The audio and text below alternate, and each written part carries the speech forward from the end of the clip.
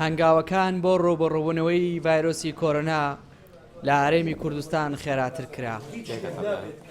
بەرپرسان ڕۆژێکی پڕ بە دوواداچوونیان لە سلێمانی بەڕێ کرد تا ڕێگر بن لە بڵاوبوونەوەی ڤایرۆسەکان. بە گوێرەی ئامارەکان لە ماوەی 24 کاتژمێری ڕابردوو پشکنین بۆ 12 حاڵەتی گومان لێکراو لە هەرێم کراوە، بەڵام سەرجەمیان دەرەنجامەکەی نێگەتیڤ بووە.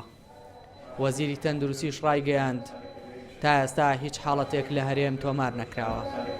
کاری زۆر جددی و باش کراوە و هەمومان بەیەکەوە بە یەک تیم هەمومان مەشغولی ڕێگەگرتنی لە سەرهەڵدانی ئەم ڤایرۆسە، چونکە ئێستا بەڕێستان دەزانن چەندین دەوڵەت لەسەر ئاستی جیهان لەسەر ئاستی جیرانەکانمان شارەکانی عێراق ئەوانە هەمویان ئەم نەخۆشییان تێدا تۆمار کراوە. ئێمە زۆر بەوردی لە قۆناغی ئێستادا ئەم بە دوواداچوونە دەکەین، چونکە لە کاتی ئێستادا من دیسان دەیڵێمەوە وەکو ڕۆژانی پێشوو دۆزینەوەی حالەت، دۆزینەوەی گومان لێکراو گرنگترین دەستکەوتە، گرنگترین ئیجراعاتە کە بکرێ. ئەوانەی کە ئەنجامەکانیان نێگەتیڤە بێت ئێمە وەکو ئینفلۆنزای ئاسایی تەعاملی لەگەڵ ئاکەین و پاشان کاتژمێرە ئەگەر پێویستکە ئەیگەڕێنینە نەخۆشخانەیەکی ئاسایی یانگەڕێنینەوە ماڵەوە. ڕێکارەکان بە وردی گیراونەتە بەر تا پەتای کۆرۆنا بەڵاو نەبێتەوە. دەرمانخانە و کارگەکانی بەرهەمێنانی دەرمانیش چاودێری وردیان لەسرە لە جۆر و کوالیتی ئەو دەرمانانەی کە بەرهەم دەهێنرێن و نەخۆش وەک چارەسەر بەکارێن دەهێنێت.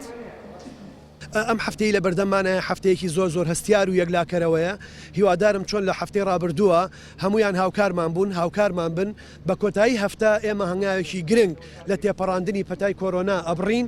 هیوادارم کە هەموو خەڵک وەکو لە ڕابردووە لەگەڵمانە بوون، لە ئیستا بەردەوام بن لەگەڵمانە، بۆی من دڵنیام لەگەڵ هاتنی بەهار و نەورۆزە هەنگاوەکان و ئامانجەکان و مژدەکان خۆشترە بن. تیمەکانی تەندروستی لەگەڵ چاودێریکردنی گومان لێکراوان لە هەمان کاتدا بەردەوام ڕێنمایی تەندروستی بڵاو دەکەنەوە بۆ ئەوەی خەڵکی پیانە و پابند بێت و دوور بن لە نەخۆشیەکە. دیار جەمال، کوردستان 24 سلێمانی.